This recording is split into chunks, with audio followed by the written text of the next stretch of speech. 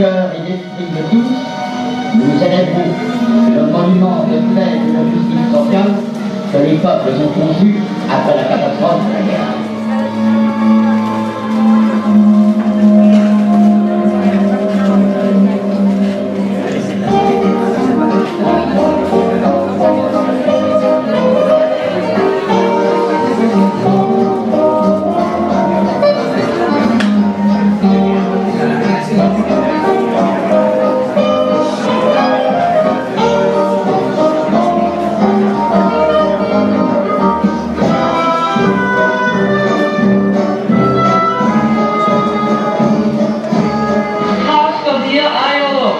Is to extend the frontiers of social progress throughout the world.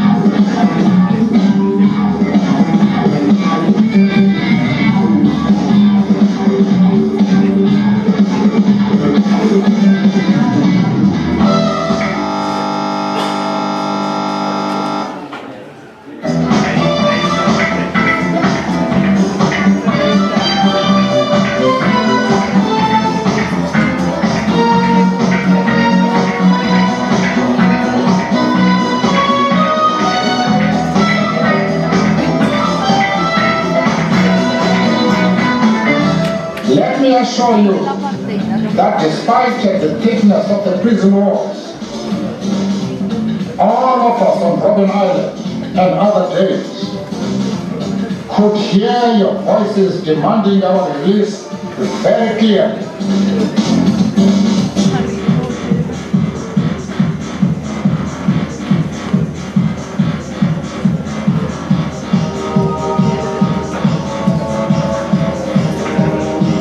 There is nothing more fundamental than a good paying job.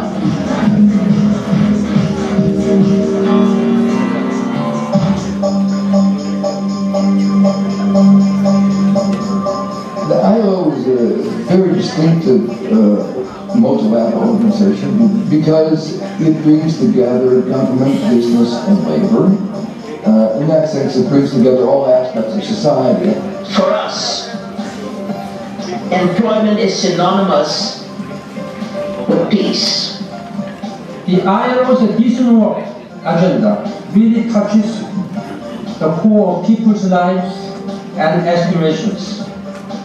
It is up to us to create a global growth economy, one that will give people the jobs they need to support their families and improve their lives. Como ganadores del Premio Nobel, ambos sabemos que el trabajo decente se encuentra en el corazón de la paz. And indeed, what the ILO is trying to promote, and that is the decent work agenda, is still very much relevant. From a human rights perspective, decent work is an essential component as part of human dignity. Today, the ILO continues to promote the values research, the rights we all must respect. The 2008 Declaration on Social Justice for the Fair Globalization sets out the ILO's vision of its mandate in the 21st century and gives the organization the contemporary tools to continue realizing its historical mission. In dealing with the problems of today, we must not forget that there was a crisis before the crisis, a global process of deepening inequality, and we cannot go back to business as usual. The ILO brings together the actors of the real economy to find real solutions. The organization's decent work agenda is a sound basis for forging the balanced policy approaches that are the foundation of sustainable development. Decent work is a key tool in finding the integrated solutions that respond to the needs of people, of business, of economic growth, and the environment.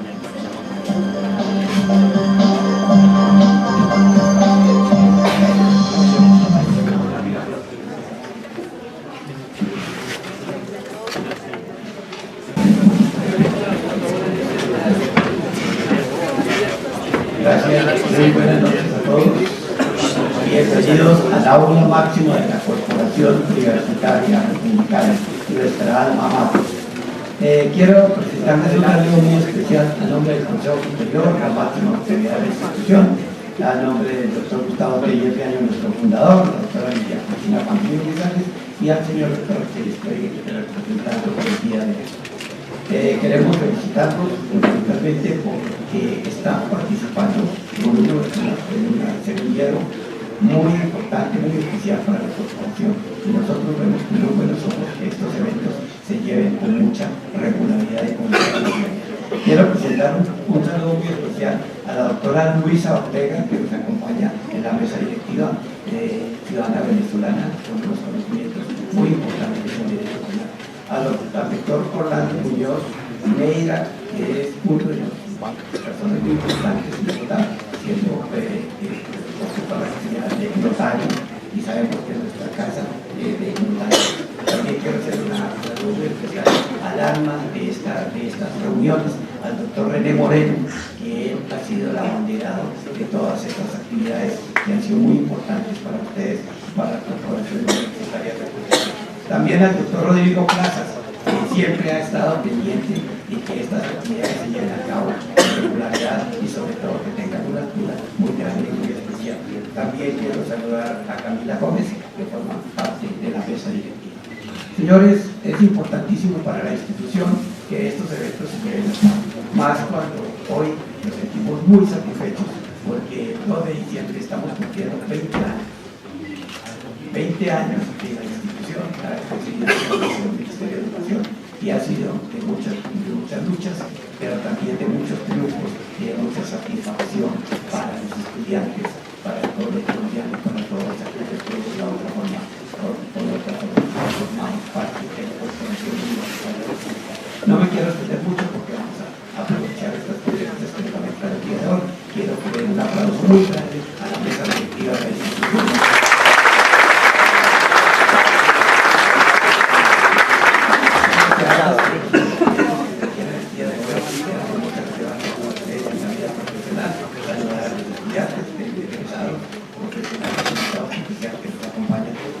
Muchas gracias y bienvenidos a la aula máxima de la Corporación Universitaria Republicana.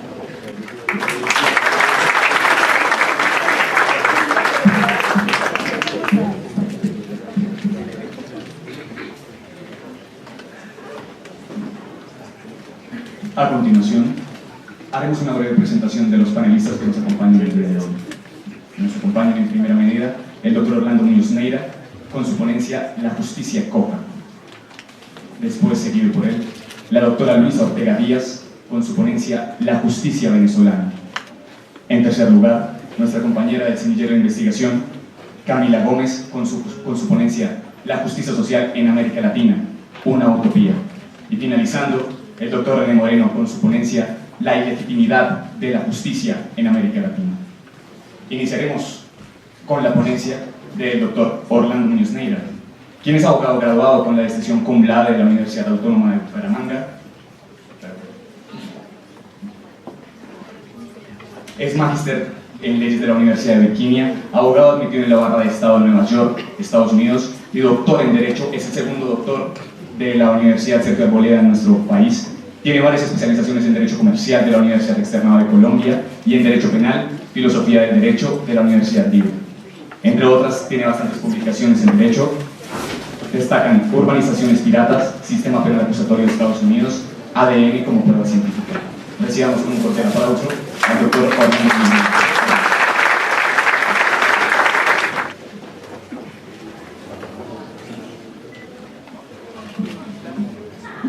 Buenas noches a todos los asistentes de la Universidad Republicana. Un saludo muy especial al doctor Gerardino Vivas, al profesor René Moreno, a la fiscal venezolana Luisa Ortega, a todos los compañeros de la mesa directiva y a todos ustedes que esta noche nos acompañan. Vamos a hacer primero una reflexión corta de 15, máximo 20 minutos sobre cuáles son las razones por las cuales podemos considerar que hay puntos críticos en la justicia colombiana. Yo imagino que la mayoría de quienes nos acompañan en este auditorio estudian en alguno de los semestres de la Facultad de Derecho. ¿Es así? ¿Quiénes de los que están aquí están en el primer semestre, primero o segundo semestre? Quienes no están, voy a tratar de refrescarles la memoria para explicar de una forma estructural las razones por las cuales un sistema de justicia estatal puede tener puntos críticos y no satisfacer el cometido para el cual ha sido establecido. La justicia puede entenderse como una virtud o puede también apreciarse como un valor, pero la justicia es también una de las funciones primordiales del Estado. Cualquiera de ustedes que haga un recorrido histórico de los diversos estados que han tenido lugar a lo largo de nuestra historia, podrá observar que una función primordial es la administración de justicia. Cuando ustedes miraban en los primeros semestres el derecho romano, examinaban cómo en la república, en el imperio de aquel gran pueblo de la antigüedad, existía la figura del pretor y otra serie de figuras cuya función era decidir los distintos litigios que tenían los ciudadanos o no ciudadanos en ese entonces. Si nosotros hablamos hoy de crisis en la justicia, entonces muy seguramente estaremos haciendo alusión a la justicia como una función del Estado. Ahora bien, esa justicia que es función del Estado, en el fondo, si nosotros miramos con un poco de racionalidad, se trata de una promesa que el Estado hace. En nuestros días, esa promesa está fundamentada sobre todo en la Constitución, pero no se reduce a una serie de artículos o de incisos, sino que puede tener tres componentes.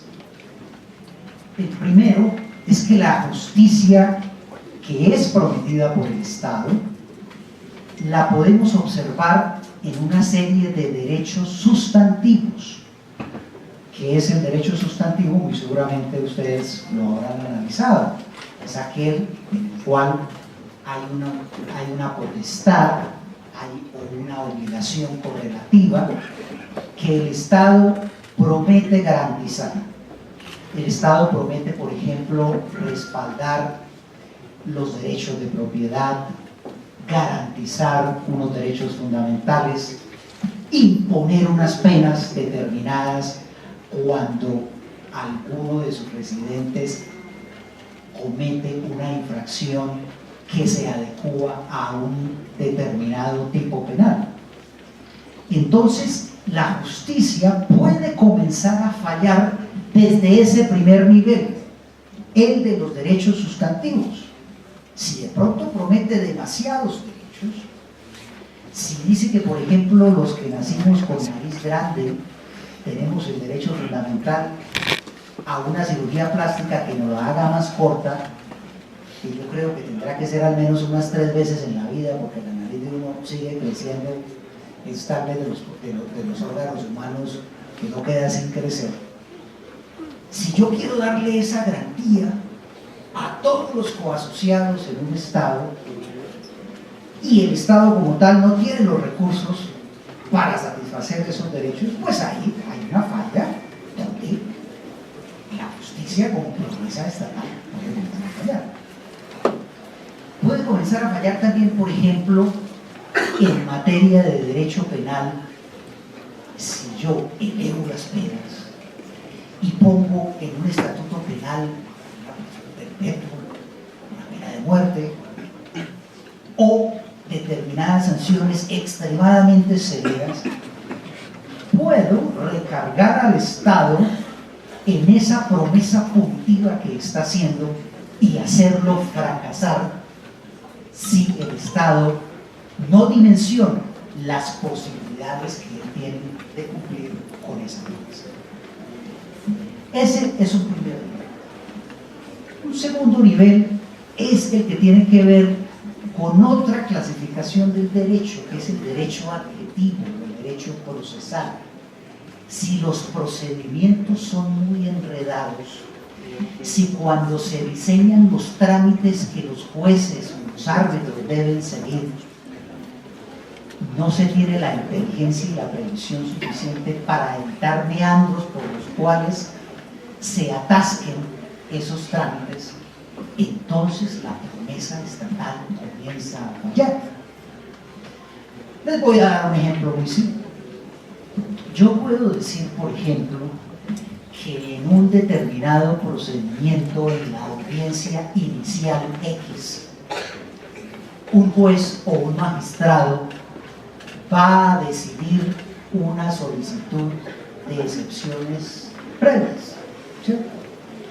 Y puedo decir, dentro del texto de esa norma procesal,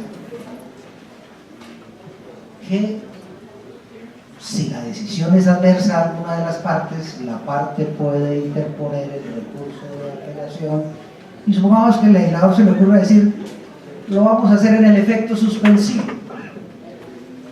Y eso que está escrito con toda la simpleza posible en una norma procesal, en la realidad va a significar que cientos, que miles de trámites, cuando lleguen a ese estadio procesal y se topen con una apelación de una parte, va a paralizar todo el proceso hasta que nos suba a la instancia superior. Y así.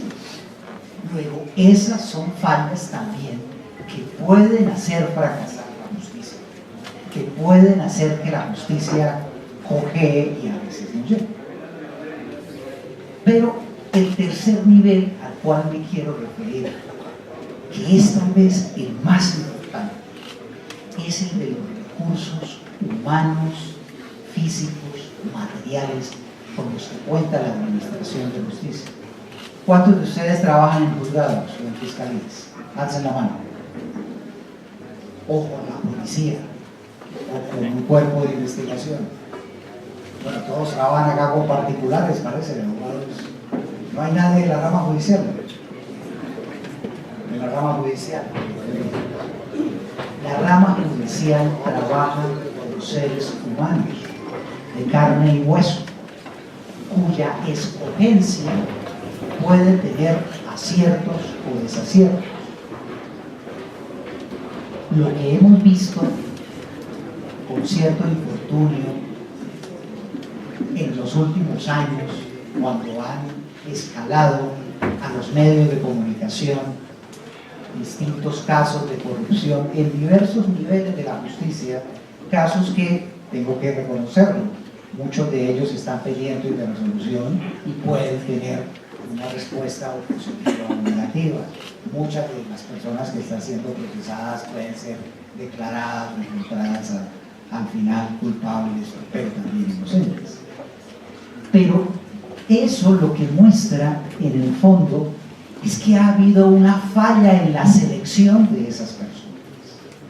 Algo ha fallado en los sistemas y en los organismos que se dedican a escoger quiénes van a trabajar en determinado órgano de la justicia. Además, la rama judicial o incluso órganos que no pertenecen a la rama judicial pero que también administran justicia tienen una serie de recursos que pueden invertir o direccionar de una forma u otra. La forma en que eso se haga puede ser eficiente o no. Les voy a poner un ejemplo. Yo puedo tener una organización, una entidad dentro de la rama judicial que requiere hacer determinado tipo de inversiones, pero si los órganos encargados de aprobar determinadas inversiones se demoran enero, febrero, marzo, abril, mayo, junio, en determinar cuáles son las tareas que con esos recursos tal organización va a hacer, pues voy a afectar ese aparato judicial que es el que tiene que dar una respuesta a la promesa estatal de justicia. Con esto dejo resumido cuál es el panorama bajo el cual nosotros podemos encontrar puntos críticos a cualquier sector de justicia estatal, es decir, aquella que el Estado ha prometido y que se encuentra sobre todo fundamentada sobre los pilares de una constitución política. Muchas gracias.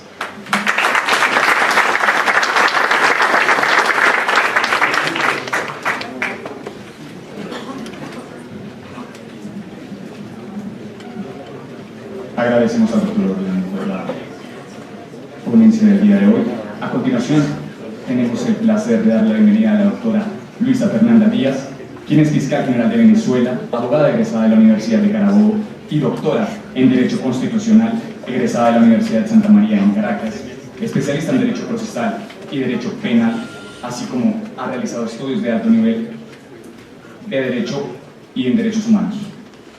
Como parte de su gestión en el Ministerio Público, creó la Escuela Nacional de Fiscales y la Unidad de Criminalística contra la Vulneración de Derechos Fundamentales y otras dependencias para la resolución expedita y transparente de las investigaciones penales en Venezuela. Además, ha impartido clases en la Universidad de Santa María de Caracas y en la Cátedra de Derecho Procesal Penal en la Universidad de Santa María. Con ustedes, la doctora Luisa Fernanda.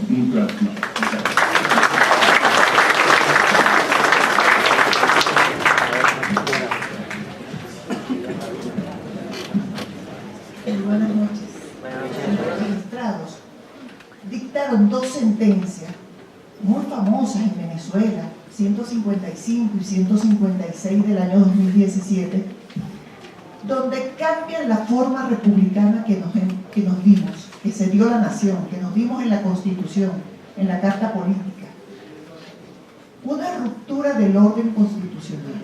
No solamente que lo denuncié públicamente, sino que intenté un antejuicio de mérito contra los magistrados por incurrir en un delito. Ese es un tipo penal que está en nuestra legislación, que es cambiar la forma republicana que se ha dado a la nación. Y también muy inmorales, los mismos que no les correspondía tomar la decisión, pues decidieron. Pero lo curioso es que yo intenté un recurso, un antejuicio de mérito, creo que eran 117 páginas, Eso fue a las 11 de la mañana. Yo me quedé almorzando fuera de la oficina y cuando llego a mi oficina a las 2 de la tarde, ya la decisión estaba lista. Es decir, que en 3 horas no solamente se leyeron el escrito, extenso escrito, sino que también redactaron una decisión donde daban sin lugar la petición que había hecho la fiscal general. Se han extralimitado en sus peticiones, en su actuación acerca de las peticiones. Hubo un caso de revocatorio del mandato de Nicolás Maduro ocurrido en el 2016. Como sabían que el Ministerio Público no iba a iniciar la investigación, en Venezuela los delitos de acción pública son investigados por el Ministerio Público. Un tribunal de control de garantías inició la investigación y ordenó al Consejo Nacional Electoral, que es el ente rector en materia electoral, suspender el procedimiento revocatorio. Es decir, sin oír a las partes, sin la intervención del Ministerio Público, tramitaron un procedimiento para complacer al Poder Ejecutivo.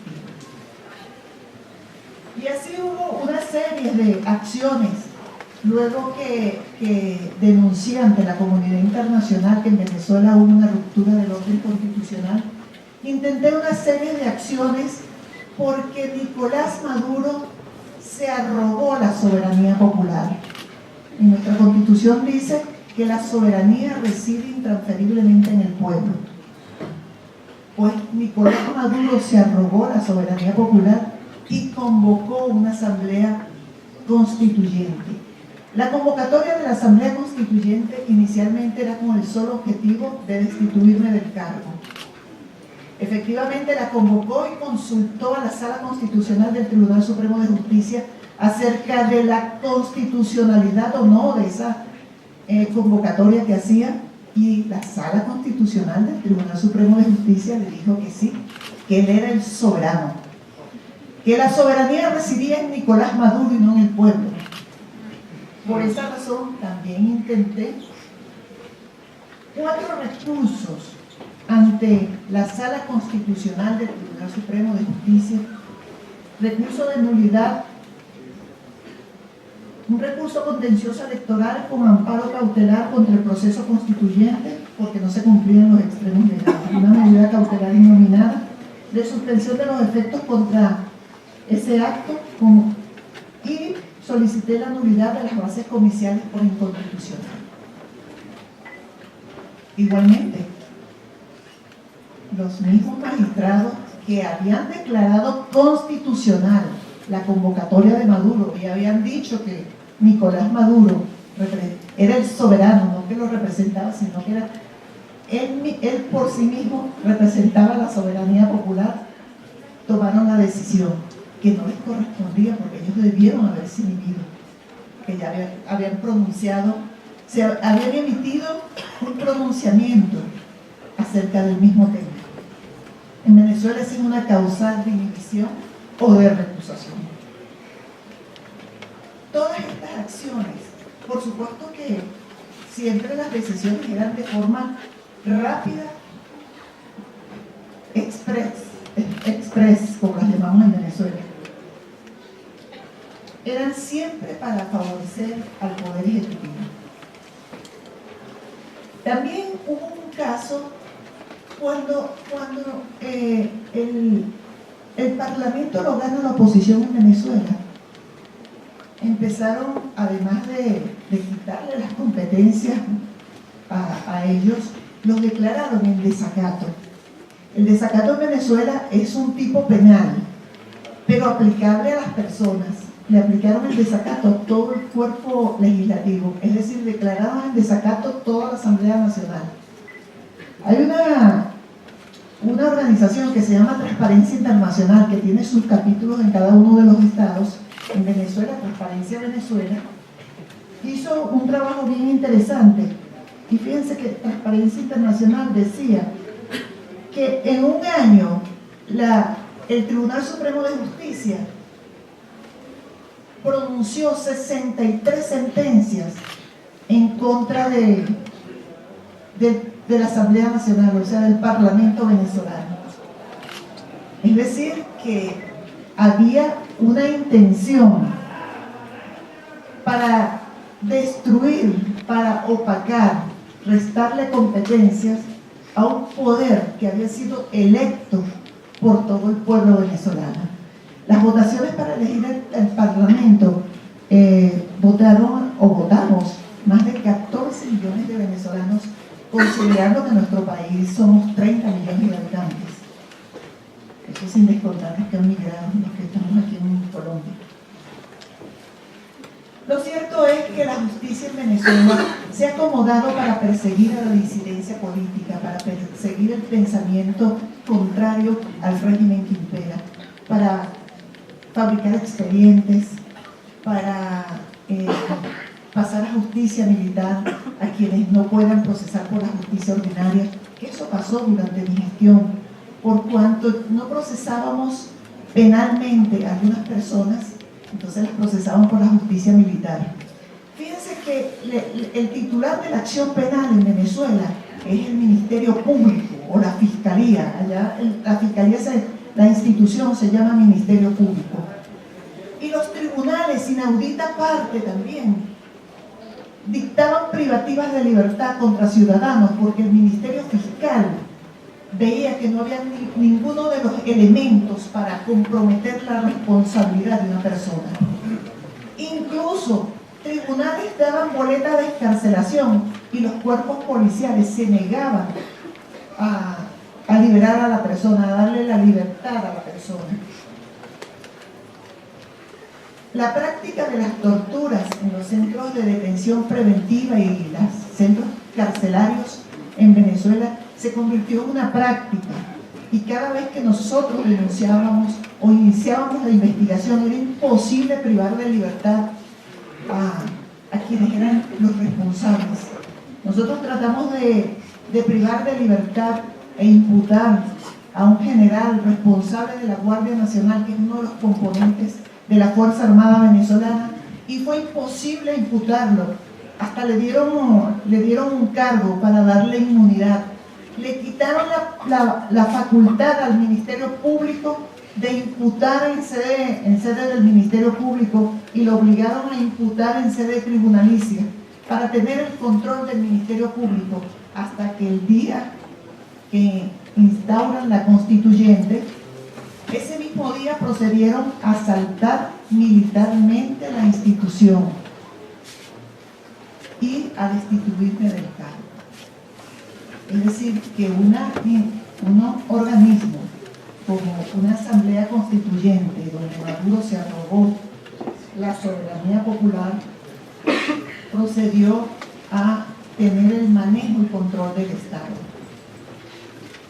Todos los asistentes de este foro deben saber que hubo ocasiones que, ante la negativa del fiscal de convalidar el procesamiento penal de ciudadanos por razones políticas, los jueces se oponían, y no solamente eso, sino trataban de descalificar a los fiscales a través de los medios de comunicación. Hubo un caso también a raíz de esos eventos que se desarrollaron luego que denunció la ruptura del orden constitucional el 30 de marzo de 2017. Se produjeron hechos violentos donde perdieron la vida 131 venezolanos. Uno de ellos fue un estudiante que lo recuerdo muy bien, Juan Pernalete. Muere por el impacto de una bomba lacrimógena disparada por un guardia nacional. El régimen se empeñó en asegurar que el joven había muerto como consecuencia de la actuación o el disparo de una pistola de perno de un compañero. Y como nosotros teníamos las pruebas, salimos públicamente a mostrar las pruebas para que el país y la comunidad internacional viera que no solamente pretendían desvirtuar los hechos, sino imputar o señalar a otra persona que no tenía nada que ver con este hecho. Así como eso ocurrieron muchos. Hubo un caso de un guardia nacional también que le pasó la tanqueta. No sé si ustedes saben esas tanquetas que utilizan. En Venezuela la están usando para reprimir ahora, que no debería ser una función de esas tanquetas, pero las usan para trincherarse y reprimir a los venezolanos. Esa imagen recorrió el mundo. Le pasaron por encima a un estudiante. Nosotros inmediatamente citamos al conductor de la tanqueta para imputarlo. Y el Tribunal Supremo de Justicia, la Sala Constitucional, dijo que el Ministerio Público le estaba violando los derechos humanos al conductor de la tanqueta al pretender imputarlo y privarlo de libertad. Y así como eso, yo pudiera narrarles muchísimos casos donde a través de la justicia es que se desmontó a las instituciones, porque el resultado de que al Ministerio Fiscal lo asaltaran militarmente y destituyeran a su titular era porque representaba una incomodidad para las tropelías que estaba haciendo el régimen, no solamente en materia de derechos humanos, sino en materia de corrupción, de drogas. El caso de Odebrecht, tuvimos todos los obstáculos para investigar Odebrecht, los papeles de Panamá, la banca de Andorra, PDVSA. Yo tuve que hacer el juicio aquí en Colombia de Odebrecht, porque fue imposible hacerlo en Venezuela. Los fiscales que traían las pruebas, estando aún en Venezuela, que traían las pruebas de Brasil, hicieron escala en Colombia, no pudieron entrar a Venezuela porque los estaban esperando sin la anuencia del Ministerio Público para privarlos de libertad. Tuve que pedir ayuda a Colombia y decirles que protegieran a los fiscales aquí en Colombia. Y desde ese momento están aquí. Estoy hablando mucho antes de haberme pronunciado. Y quien usurpa el cargo de fiscal, ni siquiera por darle el beneficio de la duda, dijo, vamos a investigar el caso de Odebrecht. No, sino que dijo, declaro que Nicolás Maduro es un hombre honesto y por lo tanto ni siquiera voy a abrir la investigación de Odebrecht, teniéndola ya en Venezuela. Tuvimos que procesarla por aquí. Y durante la investigación del caso de Odebrecht, mi hija y mi nieto fueron secuestrados para impedir que yo investigara el caso de Odebrecht. Y así como eso les pudiera también narrar en los casos de drogas, legitimación de capitales, todos los obstáculos que se pusieron para que se hiciera justicia en Venezuela. Y el último bastión que quedaba de contención para garantizar la justicia en Venezuela era el Ministerio Público. Ya se apoderaron del Ministerio Público. En Venezuela mostraron a un joven diputado que sin ninguna fórmula procesal lo detuvieron, lo pusieron a declarar en los medios de comunicación sin su abogado y sin juez, incriminándose, y después lo muestran semidesnudo a los medios de comunicación y lleno de una sustancia que parecía excremento. La investigación se abrió para ver quién había filtrado los videos, pero no para investigar la violación a los derechos humanos. Masacraron a 7 jóvenes con carteles y su grupo, y se abrió la investigación para determinar quién había asesinado, si las víctimas fallecidas habían asesinado 2 de los grupos colectivos armados. O sea, la justicia al revés, las cosas al revés. El caso del concejal Fernando Albán, que lo suicidaron, lo torturaron y luego que se les murió la tortura lo lanzaron de un 10º piso. La investigación no la abrieron por la muerte del concejal, sino por una información que se filtró. De las cosas más absurdas para justificar lo que las tropelías, las violaciones a los derechos humanos comete Nicolás Maduro y su entorno. Y además, los graves delitos de corrupción, tráfico de drogas y lavado de capitales. La Constitución en Venezuela ha quedado derogada de facto y las leyes. No hay seguridad jurídica La seguridad jurídica es la certeza de lo que te va a ocurrir. Bueno, en Venezuela no hay seguridad jurídica, porque si alguien llega a invertir en Venezuela, por ejemplo, y Nicolás Maduro o alguno de su entorno se enamora de la empresa que alguien instala en Venezuela, en ese momento se inventan una ley y le quitan el negocio a la persona. Juan Guaidó despuntó como un líder en el país y ya le inventaron la inhabilitación,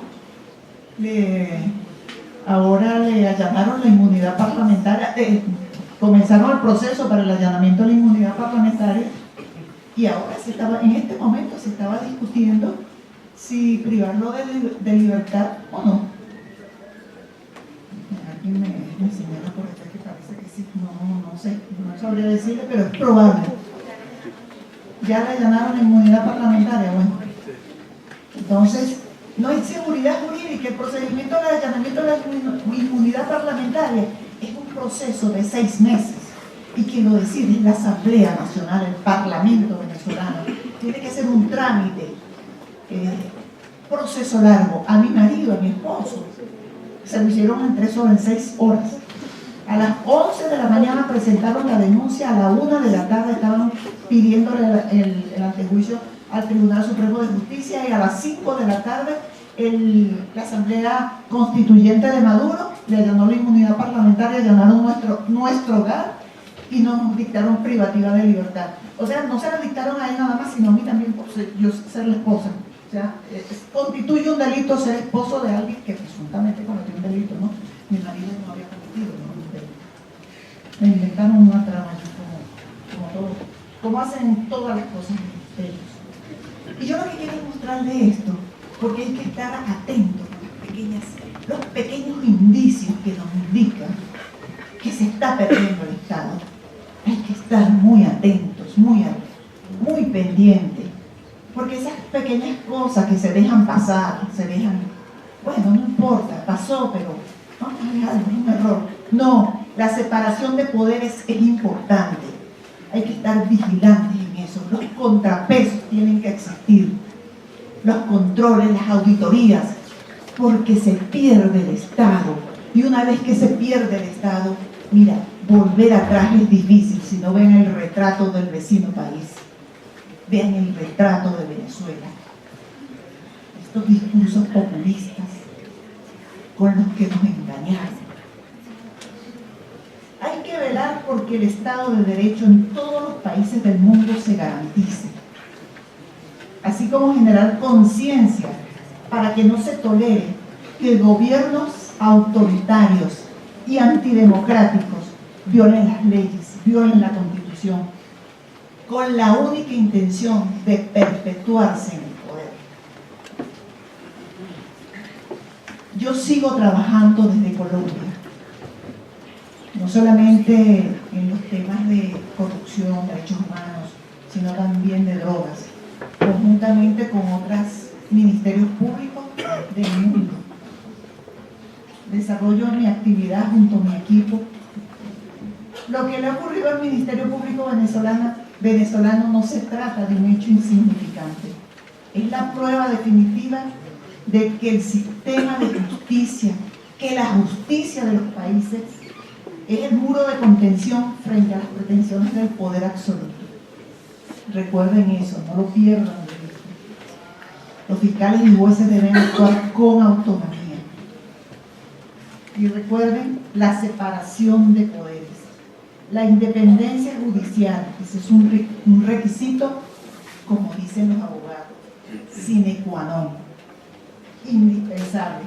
Y como dije al principio, es importante atender y combatir a tiempo los pequeños signos injerencistas contra las instituciones.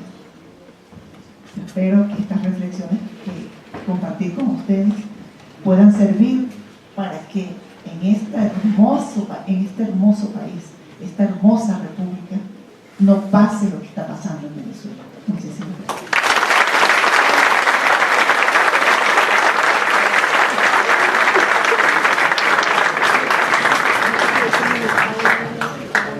Agradecemos a la doctora Luisa Díaz por su intervención. A continuación, nos acompañará en la compañera Camila Gómez con su ponencia titulada La justicia social en América Latina, una utopía. Ella es estudiante de la Corporación Universitaria y miembro activa del Semillero de Investigación Carlos Lobelia Díaz en Derecho Procesal. Ha concursado en varios congresos y concursos que se han dado en diversas aulas universitarias. Con ustedes, Camila Gómez. Un fuerte aplauso. Gracias.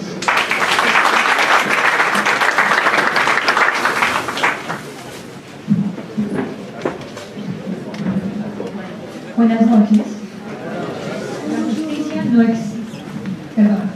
La justicia no existe por los anteplacer a la INUCEP. Yo soy Camila Gómez, estudiante del Semillero de Investigación Carlos Lobelia Díaz en Derecho Procesal Constitucional y estudiante de la Corporación Universitaria Republicana. El día de hoy les voy a hablar sobre mi ponencia titulada La justicia social en América Latina, una utopía. Para comenzar, debo hacer una breve introducción en lo que es el concepto de justicia social.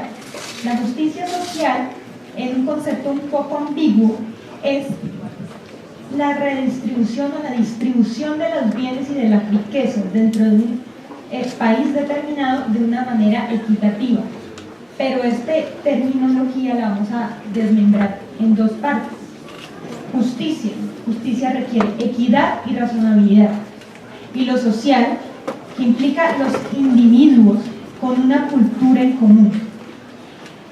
Para pasar un poco a la materialización de la justicia social en América Latina, debemos aclarar que existe una marea reformista de las constituciones que se dio en los años 80 y 90. A Colombia le tocó en el año 1991 con la promulgación de la Carta Política que en la actualidad está vigente. En esta Carta Política, entre sus artículos primeros y segundos constitucionales, nos da una ontología que nos refiere al Estado Social de Derecho, una teleología que son los valores de servicio a la comunidad, de promover la prosperidad y de garantizar la efectividad de los principios, derechos y deberes dentro de nuestro país. Además, tenemos una axiología que refiere a los principios de respeto, dignidad humana, trabajo, solidaridad y prevalencia del interés general.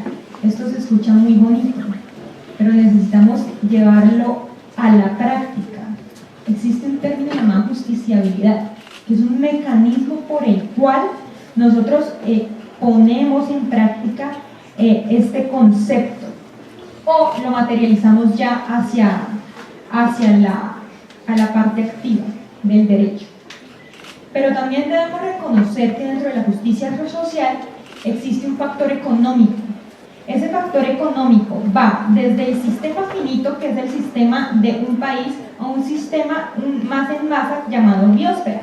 Pero ese sistema únicamente se transforma o es viable si entendemos conceptos como lo son el desarrollo y el progreso dentro de nuestras sociedades.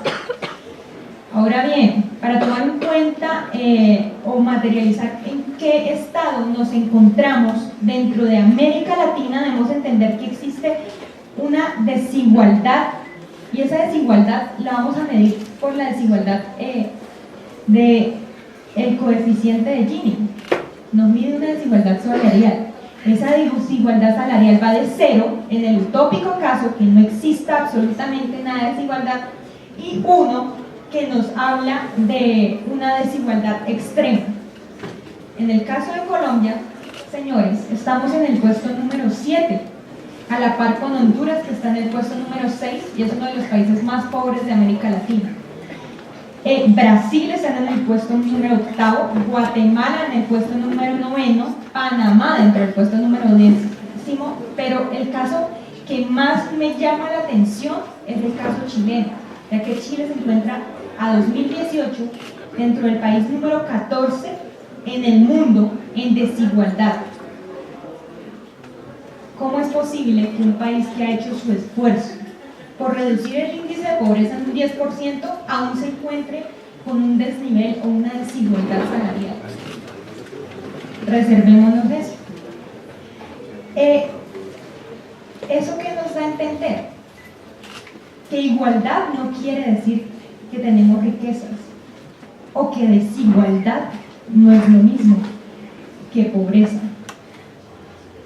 Ahora, dentro de los esfuerzos que han resurgido dentro de todo el mundo, en la cumbre de Copenhague se comprometieron todos los estados a trabajar por la consecución de una justicia social y trabajar por la materialización de los principios de justicia, equidad, democracia, participación, inclusión, transparencias y rendición de cuentas. Esto lo materializamos dentro de la consecución en el año 2007 de un día mundial que creo que en este auditorio pocas personas entienden, que el 20 de febrero celebramos el Día Mundial de la Justicia Social. Es un día dedicado no a celebrarlo como, ay, tan lindo, un día, no, sino como a materializar y a, como Estado, emplear todos nuestros esfuerzos para reducir la pobreza y que en nuestros estados exista una igualdad social, pero cualquier igualdad, no solo salarial, no solo en la igualdad de la mujer y el hombre, no solo toda desigualdad, vamos a abarcarlas todas. Me pregunto, ¿en Colombia se cumplen con los propósitos realizados o ideados para este día? Lo pongo en duda. Ahora bien, para entrar un poco en el objeto territorial, encontramos que una de las preocupaciones por la construcción de órdenes sociales justos se encuentra en la conexión de un componente que dejamos de lado muchas veces, la cultura, ya que dentro de América Latina tenemos una cultura similar donde nuestro ideal es que impere el orden justo. Esta preocupación se llama doctrina social de la Iglesia, que va desde la promulgación del Rerum Novarum hasta el Laudato Si, pasando por obras como la de Pierre Teilhard de Chardin y la Teología de la Liberación de Gustavo Gutiérrez y Leonardo Boff. Todos esos nos lleva a la solución o el desarrollo de nuestro problema. Encontramos que en todas estas obras nos dicen que la aspiración de los individuos y de los pueblos radica en que parte del sentido de responsabilidad y conlleva una serie de exigencias a través de las cuales la distribución de los bienes no es el fin, sino un medio por el cual vamos a conseguir un progreso integral en todas las sociedades. Esto no quiere decir que no conlleve un esfuerzo o que esté exento de peligros. Es decir, dentro de nuestra sociedad estamos poniendo en práctica todo esto. Pregúntense para sí mismos, es muy lindo que nuestros conceptos nos den derechos humanos, nos den una serie de herramientas para poner en práctica y para materializar nuestros derechos, pero no lo estamos haciendo. Por lo tanto, vamos a concluir que en América Latina no existe una efectiva justicia social, no la tenemos. No existe una equidad ni una igualdad social. Y el desarrollo, pero el desarrollo de las economías y de los pueblos es el nuevo nombre de la paz, es en lo que debemos enfocar todos nuestros esfuerzos como pueblo. Otro concepto o otra conclusión es que el crecimiento y el desarrollo es lo importante y es lo que nos va a dar la igualdad, esta igualdad social que tanto añoramos. Y esta igualdad que nos le da los principios constitucionales que ya están implícitos. O sea, ya lo tenemos es que poner en marcha nuestra mano de obra. Gracias.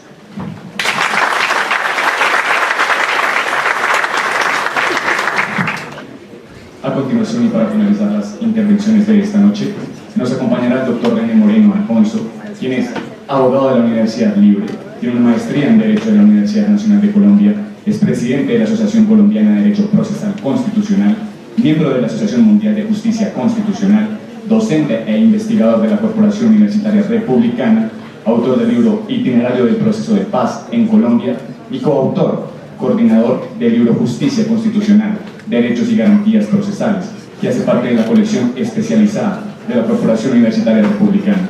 Director del semillero de investigación, Carlos Gaviria Díaz. Con ustedes, el doctor René Moreno. Un aplauso, por favor. Gracias.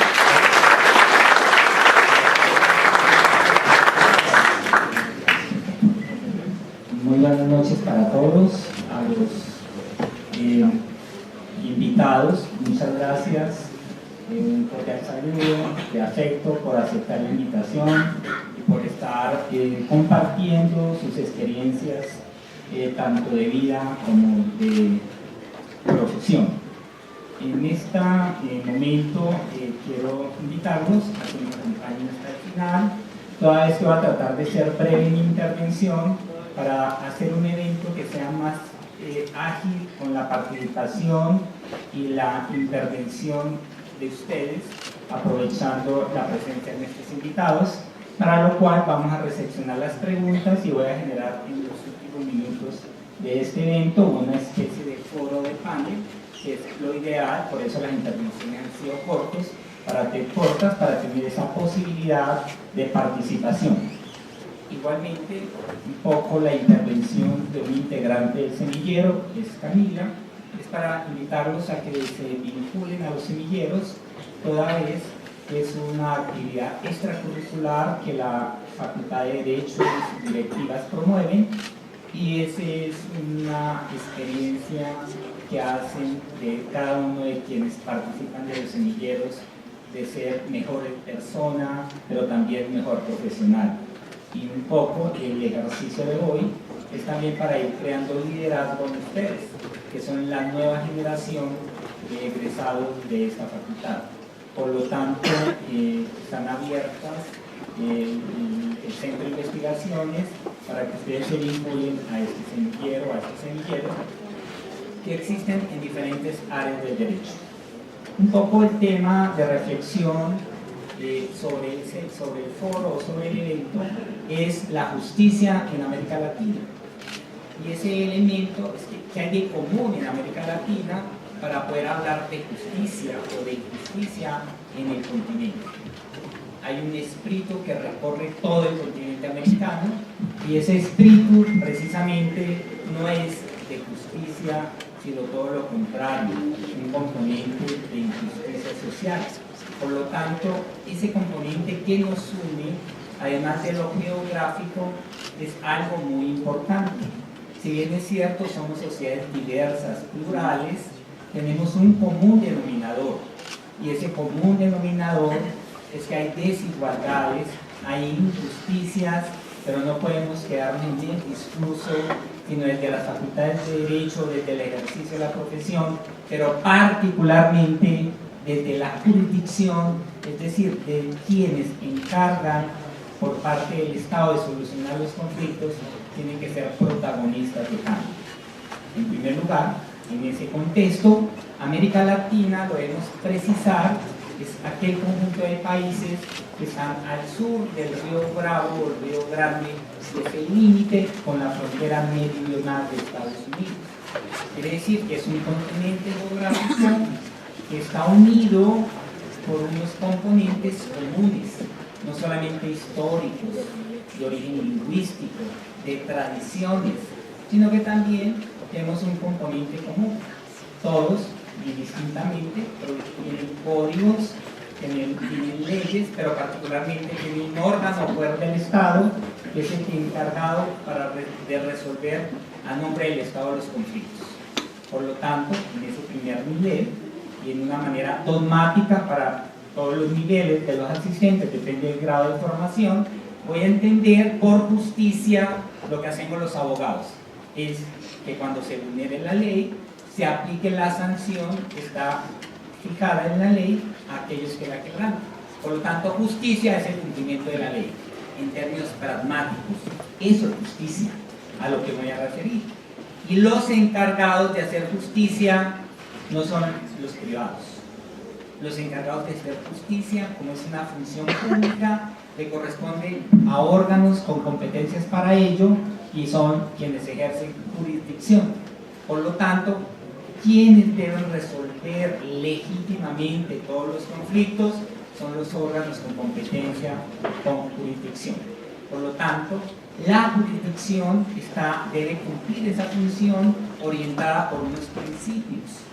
Y esos principios son muchos, entre ellos la constitucionalidad. No puede existir jurisdicción que no tenga fuente constitucional. Por lo tanto, todo órgano que ejerce función jurisdiccional tiene que tener fundamento en una norma constitucional. 2. Ese órgano, un poco para retomar lo que han dicho los que me han precedido en el uso de la palabra, tiene una característica. Esa jurisdicción tiene que ser independiente de los otros órganos del poder público para que ejerza control sobre los actos de los demás órganos del poder. Pero igual, además de ser independiente, esta jurisdicción, como es una función pública, tiene que ser permanente. Porque los conflictos en una sociedad nunca cesan ni tienen vacaciones, sino que son permanentes. Por lo tanto, la jurisdicción como función pública es una obligación permanente del Estado. Y aquí empezamos a unir a los temas anteriores. ¿Por qué falla la justicia? ¿Por qué la justicia tiene una sensación en los ciudadanos de que las sociedades adoptan decisiones en términos de la legalidad? La justicia, esta función, además tiene una característica que hay niveles en los diferentes estados latinoamericanos y ese principio es la gratuidad. Como es función pública, tiene que ser gratuita esta función. Y esta función, además de ser independiente, imparcial, tiene que ser, voy a utilizar el término, la característica fuerte, es que tiene que ser legítimo. Y habla de la legitimidad de la jurisdicción, en términos procesales o en términos jurídicos. Cuando hablamos de la legitimidad de la jurisdicción, hace referencia que quienes deciden esos conflictos lo hacen con la fuerza, la potestad o el poder del Estado. Y por lo tanto, como están autorizados para tomar esas decisiones, sus fallos para resolver las controversias, la legitimidad hace referencia a que tienen la capacidad de imponer sus decisiones aún contra la voluntad de los justiciables. Por lo tanto, ahí empezamos a tener un tema polémico. Por eso ustedes vieron el afiche de la convocatoria, el tema era ilegitimidad, y entre paréntesis, por una razón.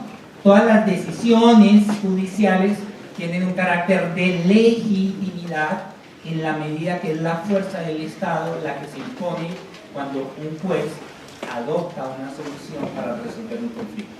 Pero esta legitimidad es eminentemente formal en términos de derecho. Porque si bien los jueces o quienes están investidos de jurisdicción, ese principio está implícito en sus decisiones, razón por la cual todos en el derecho luego aprendemos que es cosa juzgada. Es decir, que esa decisión no puede ser sometida luego a otra jurisdicción porque ya fue fallada. Sin embargo, voy a problematizar este tema con un ejemplo muy sencillo. A pesar de que esa decisión está amparada de esa fuerza del estado de legitimidad, hay una dicotomía, hay una antinomia, hay una contradicción entre lo que sucede con la decisión y lo que el conjunto de los ciudadanos percibe como legítimo de las decisiones de los jueces. Por lo tanto, voy a utilizar el término legitimidad en términos sociales. La primera, en términos jurisdiccionales. La segunda es cómo percibimos como ciudadanos cómo están fallando nuestros jueces. Y en esa medida, es decir, los ciudadanos común y corriente, a veces sentimos que las decisiones de los jueces son ilegítimas. Aquí, sentida ilegitimidad hace referencia ya no a lo jurídico, sino a ese grado, en términos un poco sociológicos weberianos, en el sentido de la aceptación o de grado de obediencia, porque consideramos que esas decisiones corresponden a un grado de justicia. Por lo tanto, fíjense que estamos frente a dos niveles. Uno, a lo que hacen los jueces, y están amparadas desde el punto de vista jurisdiccional de legitimidad. y otro desde el punto de vista sociológico, lo que percibimos los ciudadanos, que no tienen por qué saber derecho, sino un ciudadano común y corriente, y hay la sensibilidad, la sensación de que esas decisiones son ilegítimas, es decir, que no son aceptadas, que no tienen un grado de obediencia porque consideran que no se ajusta a cómo deberían ser las sentencias. Voy a señalar en el caso colombiano, en particular en materia penal, cuando un juez penal con función de garantías deja en libertad a alguien que ha sido detenido, o para ser preciso, ha sido a veces capturado en flagrancia, pero que luego el juez con función de garantías dice que no hubo cadena de custodia o que la captura no fue ilegal. Entonces fíjense que la decisión de ese juez sería en términos jurisdiccionales legítima, pero en términos sociales, entonces esa decisión frente al conjunto de la sociedad es percibida como ilegítima. Dos concepciones diferentes.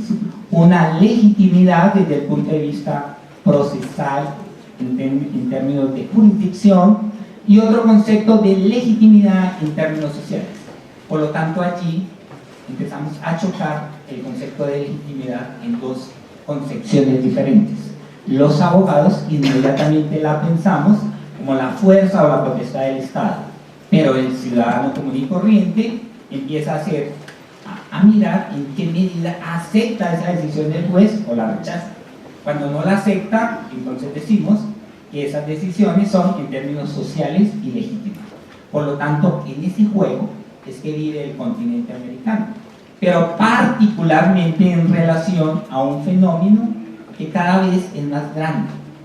Desde eso he señalado el límite de América Latina, porque de ahí hacia el sur podemos señalar los ejemplos. Más de 19 países tienen judicializados a presidentes, vicepresidentes, ministros, y por lo tanto esas decisiones a veces pueden estar investidas de ese principio de legitimidad desde el punto de vista jurisdiccional, pero en términos sociales las recibimos o las percibimos o hay la sensación de que son ilegítimas porque no son sancionados o no reciben una cuantía en las condenas que correspondan a las faltas cometidas. Por lo tanto, siempre tenemos como marco de referencia dos niveles. Uno, el estrictamente jurídico, y dos, la respuesta de las sociedades. Por eso, en este pequeño escenario de foro, empezamos a cuestionar la justicia social en América Latina, por dos razones. Porque hoy estamos enfrentados a un tema que se empieza a discutir en términos teóricos y cada vez es más candente, que es si hay un proceso de judicialización de la política o un proceso de politización de la justicia. Son dos fenómenos que no es un juego de palabras.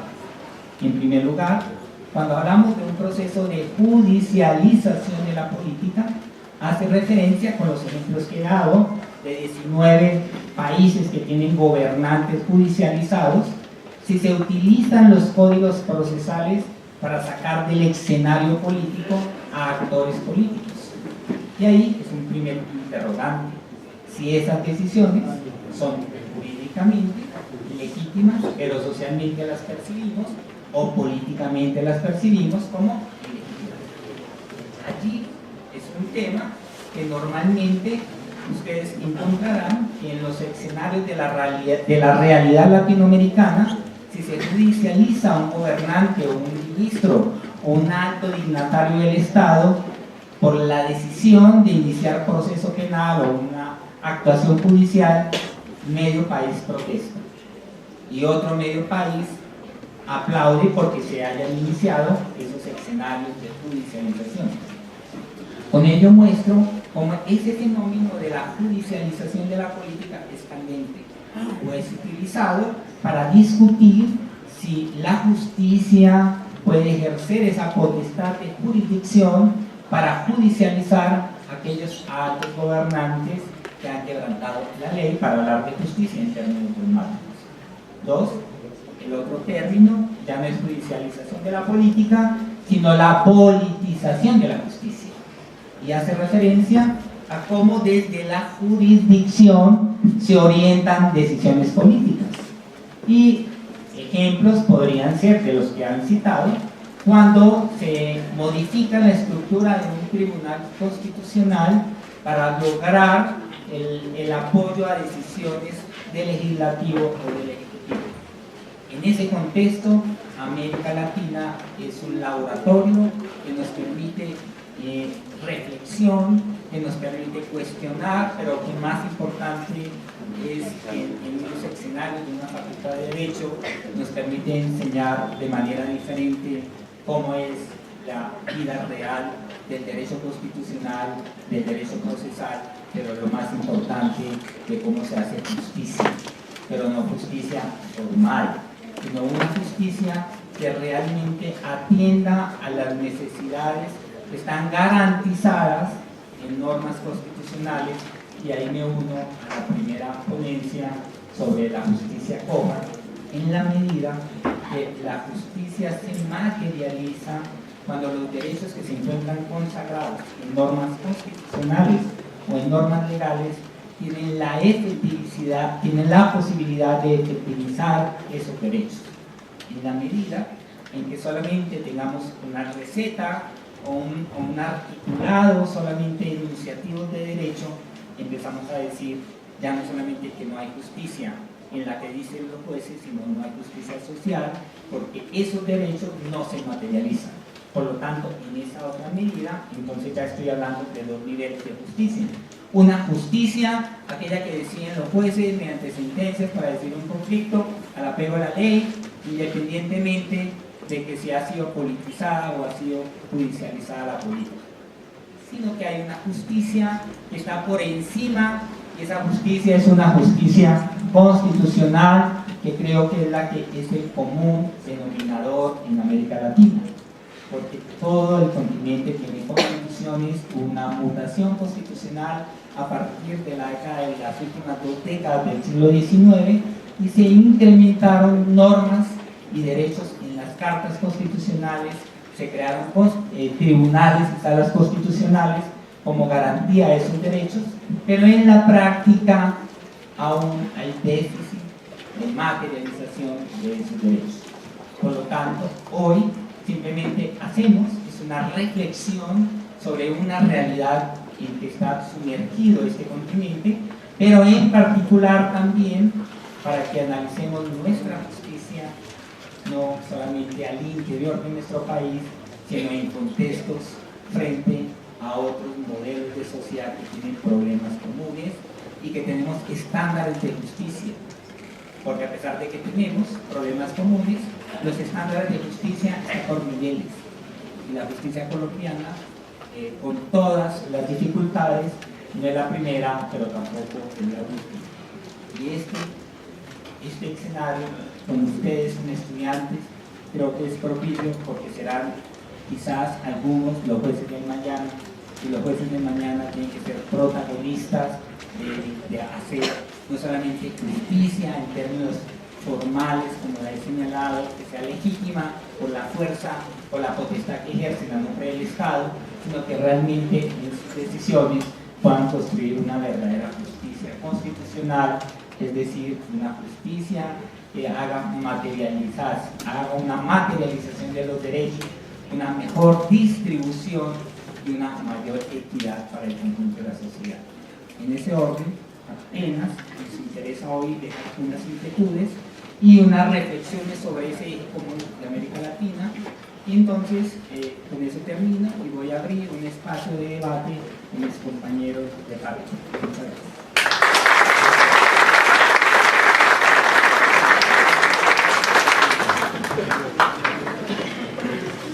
Entonces, un poco para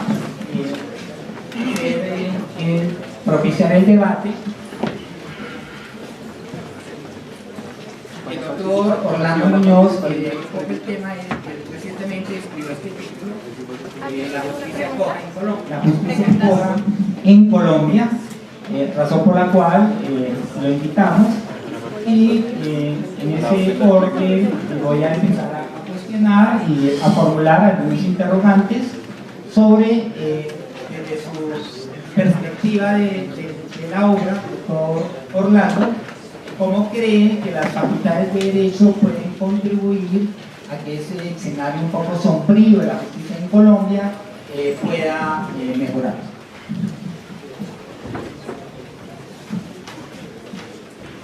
Yo creo que una de las formas en que cualquier facultad de Derecho puede generar un mejor resultado es entender algo que parece básico, pero que cuando estamos sentados en un pupitre no nos damos cuenta. El futuro de la justicia de cualquier país, en buena parte, no digo en su sentido absoluto, pero en buena parte está acá, en las facultades de Derecho, en la formación que tengamos. Esa formación tiene varios componentes. Tiene unos componentes teóricos que son fundamentales entender y aprender. Pero tiene otro componente importantísimo, que es el componente humano. La justicia a la que hoy nos referimos la hacen los seres humanos. Y una dosis de sensibilidad por unas garantías y unos derechos inalienables que caracterizan la dignidad humana es un elemento esencial en cualquier parte de la formación. Si, por ejemplo, ahora que escuchamos las palabras de la señora fiscal Ortega, observamos en otro país un uso de las herramientas jurídicas no para los fines que la protección de los derechos implica, sino para el abuso del poder. Entonces, tenemos muy seguramente nosotros, como estudiantes de Derecho, el compromiso de entender que más allá de una serie de artículos, interpretaciones, escuelas, trámites que nosotros aprendamos, tenemos que entender que cualquier ejercicio del derecho, al frente, detrás, a los lados, tiene seres humanos a los que nosotros tenemos que servir. Ese es tal vez una enseñanza fundamental que hay que tener en cualquier facultad de Derecho. Ahora para la doctora Lisa, una pregunta es: ¿cómo la justicia puede debilitar o fortalecer un sistema democrático?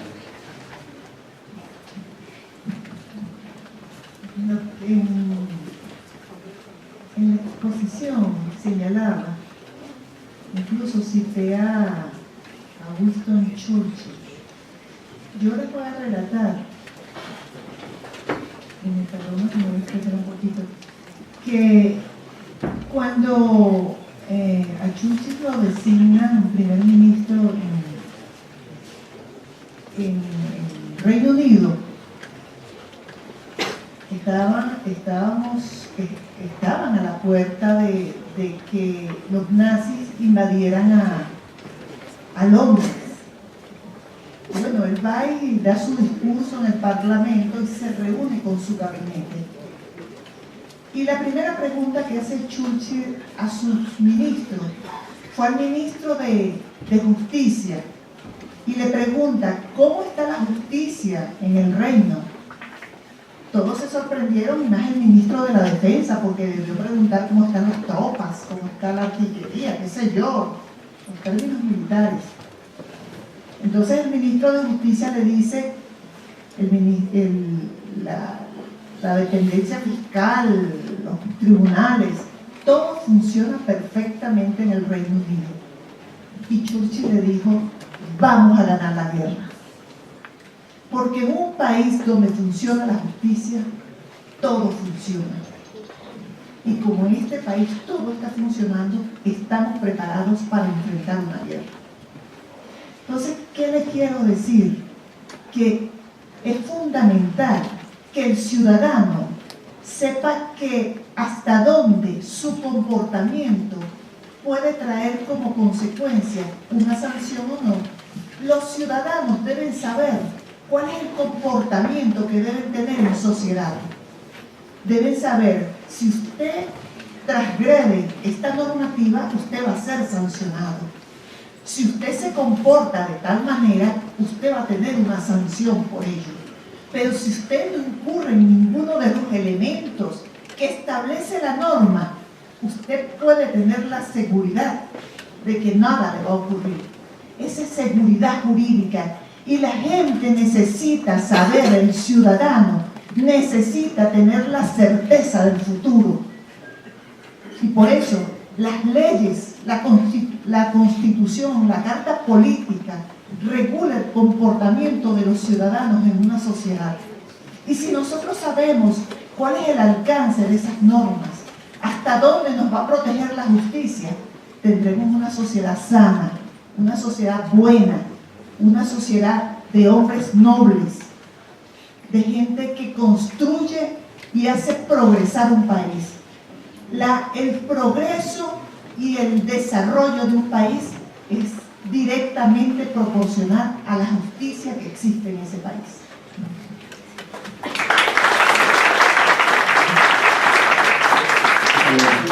Ahora hemos recibido algunas preguntas sobre las intervenciones. Le voy a solicitar a quien va dirigida de manera muy precisa y concreta, nos la responde por si hay alguna posibilidad de complementarla o de retroalimentarla. Entonces empiezo con el doctor Orlando. Dice, ¿qué tan propensa está la justicia colombiana de llegar a ser lo que es la justicia venezolana? De acuerdo a los planteamientos que nosotros escuchábamos, un elemento importantísimo de cualquier sistema de justicia es la independencia. Alguna vez leí un artículo que decía, que hablaba del juez telefónico. Un artículo en inglés decía the phone judge. Me causó curiosidad, ¿qué es eso del juez telefónico? Entonces el juez telefónico es el juez que recibe una llamada del ejecutivo, de alguien del gobierno, y de acuerdo a la recomendación del ejecutivo toma la decisión. Es importantísimo que haya independencia del Poder Judicial, así no nos guste la decisión. Voy a dar varios ejemplos. En Colombia hace algunos años, la Corte Constitucional decidió limitar la posibilidad de reelección en Colombia a una sola reelección, es decir, máximo 2 periodos presidenciales por el mismo candidato. Esa fue una decisión que a muy buena parte del país no le gustó. Ese sinsabor que recibió buena parte del país frente a esa decisión es respetable en una democracia. Pero el valor que tiene un tribunal constitucional de tomar una decisión, incluso en contra de una postura del poder que tiene un gran soporte popular, es vital. Es vital. Respetar la decisión de los jueces es vital. Yo, para responder la pregunta, creería, y espero no equivocarme, que no estamos tan propensos a ello, pero que es importantísima fundamentar la idea de que las decisiones de los jueces, incluso sin ser de nuestro placer, se requiere respetarlas sin que ello implique que no podamos criticarlas o que no podamos utilizar los sistemas judiciales nacionales o eventualmente internacionales para controvertirlos. Y otra de una vez se dice, respecto a la ponencia de la justicia en Colombia, ¿usted qué opina del manejo que se le ha dado al caso Odebrecht en nuestro país, teniendo de por medio 3 muertes por ingesta de cianuro en extrañas circunstancias y la renuncia del exdirector de medicina legal. El caso de Odebrecht lo que ha mostrado es la posibilidad de que dineros de la corrupción lleguen a determinar la decisión de la inversión pública. Si la inversión pública en distintas obras de infraestructura se realiza no con un ánimo de servicio público, sino con una pretensión de interés particular, evidentemente se está cometiendo, en términos muy vernáculos, una defraudación de ese del interés común y corriente que tenemos. Ahora bien, ¿cuáles son los riesgos que una investigación de este tipo tiene tanto en Colombia como en muchos países de América Latina? El riesgo tiene que ver con la independencia judicial, con la posibilidad de que los jueces de la República decidan sin ataduras y sin presiones, sin que existan esas llamadas telefónicas a las que nos referimos. En el caso colombiano, una vía de solución que ha asumido la Corte Suprema de Justicia es la de designar un fiscal ad hoc para algunos asuntos en los cuales la actual cabeza de la Fiscalía General de la Nación puede estar impedida. Esa vía de escape, esa vía de solución que ha creado la Corte Suprema de Justicia es importante en términos de independencia.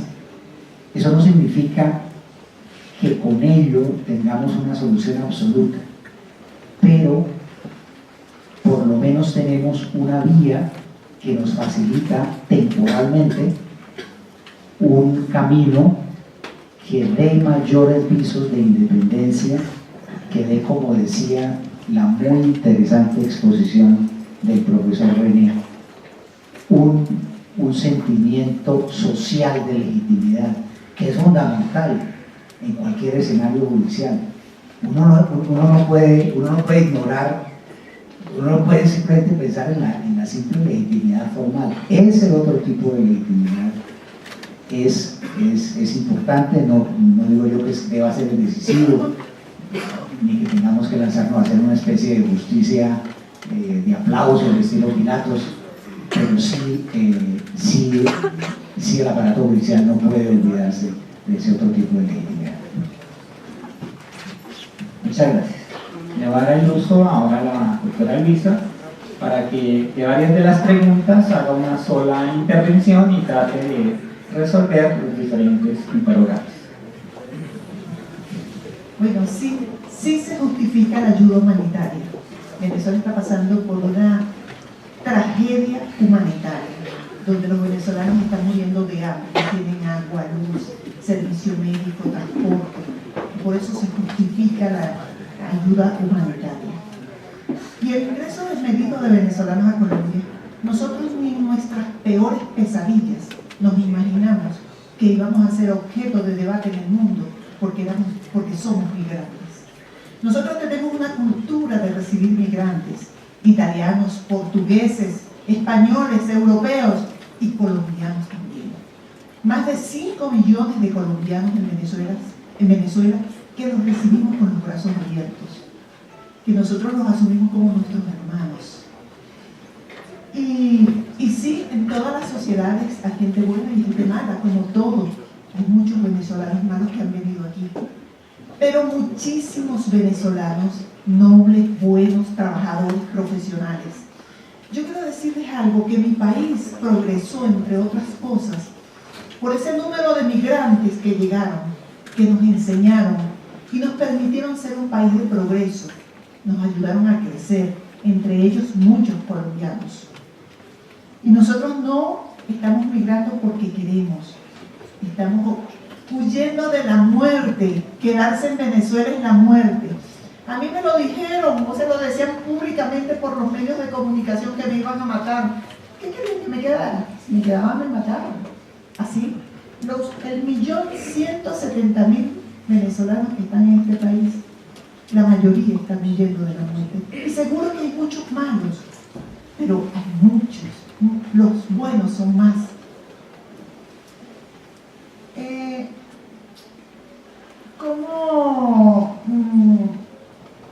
Indudablemente que a la Corte Penal yo misma acudí a denunciar, a presentar una denuncia contra Maduro y varios generales. Estamos esperando la justicia de la Corte Penal Internacional. Sí, Chávez decía expropiese. Quiero decirles que en Venezuela la expropiación es una figura jurídica, es decir, que se expropia por causa de utilidad pública o por otras razones, pero hay una justa compensación. Esto es un justiprecio, si las personas no están de acuerdo, acuden a los tribunales y lo establece un perito.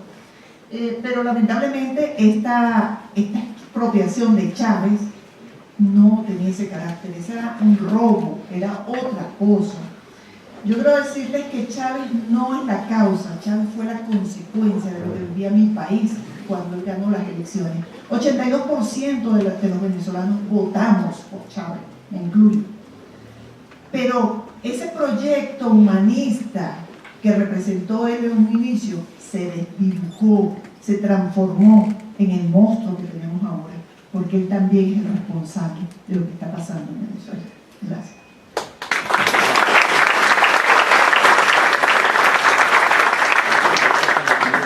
Las siguientes preguntas de reflexión es sobre cómo hacer para que en América Latina haya una verdadera justicia social, qué hacer para que en Colombia las decisiones judiciales tengan un grado de legitimidad social.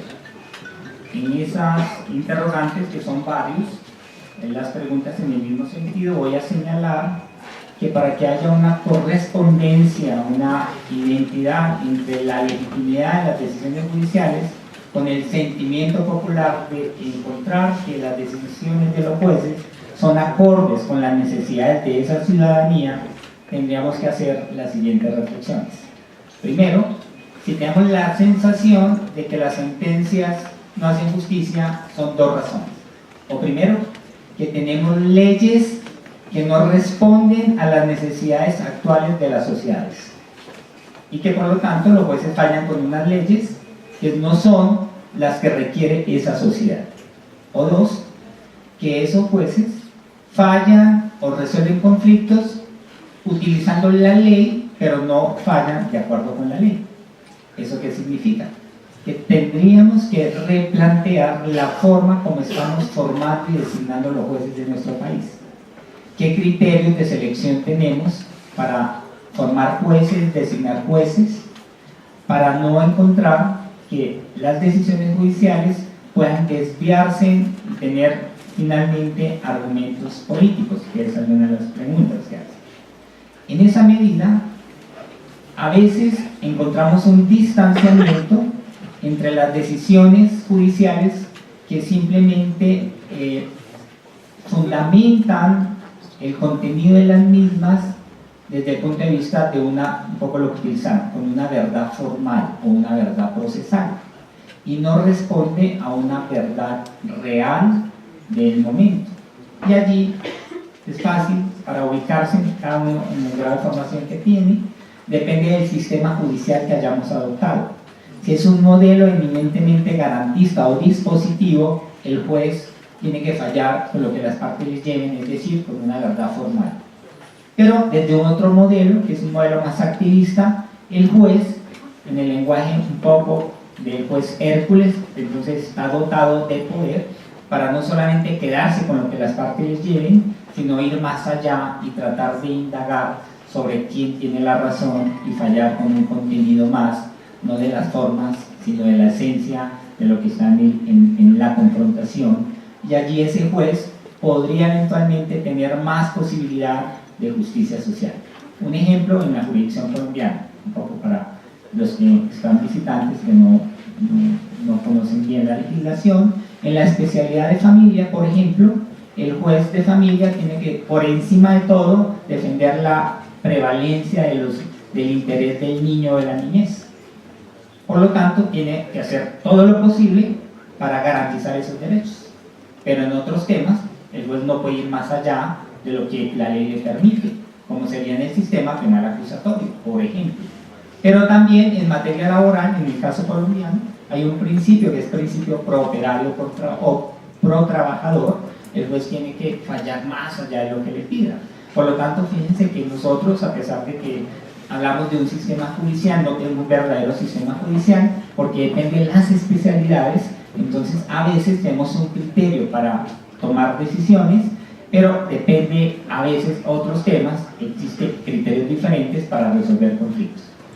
Y ese mismo problema se replica en América Latina, porque a partir de la década de los 60, en ese fenómeno que se llamó de desarrollismo de las sociedades latinoamericanas, se empezaron a impulsar reformas judiciales en América Latina, empleadas desde la Agencia Interamericana para el Desarrollo de los Estados Unidos, USAID, un poco para mirar que los modelos judiciales no son autónomos de cada estado, sino que a veces son orientados por organizaciones internacionales. Y ahí entonces me refiero a una pregunta: ¿qué hacemos siguiendo modelos europeos o modelos extranjeros y no pensar en nuestras propias realidades? En particular, la Constitución colombiana hace un esfuerzo al introducir en el sistema constitucional colombiano, por ejemplo, un modelo de justicia autónomo muy particular, que es la jurisdicción especial indígena, con todas las limitantes, porque esta jurisdicción, en mi criterio, propiamente no ha sido desarrollada, porque no tenemos una ley estatutaria que realmente les garantice a esas comunidades adoptar sus decisiones, tener infraestructura, etc. Pero a eso es donde tenemos que replantear cómo pensar la justicia de acuerdo a nuestros propios contextos, a nuestras propias necesidades, pero también reconociendo nuestras propias idiosincrasias. Y en ese modelo, entonces, es cuando surge un fenómeno que a todas luces no quiere decir que lo justifiquemos, pero que en cierta forma es la manifestación de cómo sociedades tratan de utilizar vías de hecho para reclamar derechos que no son capaces de reclamar ante los jueces o no pueden ser reclamados por parte del Estado.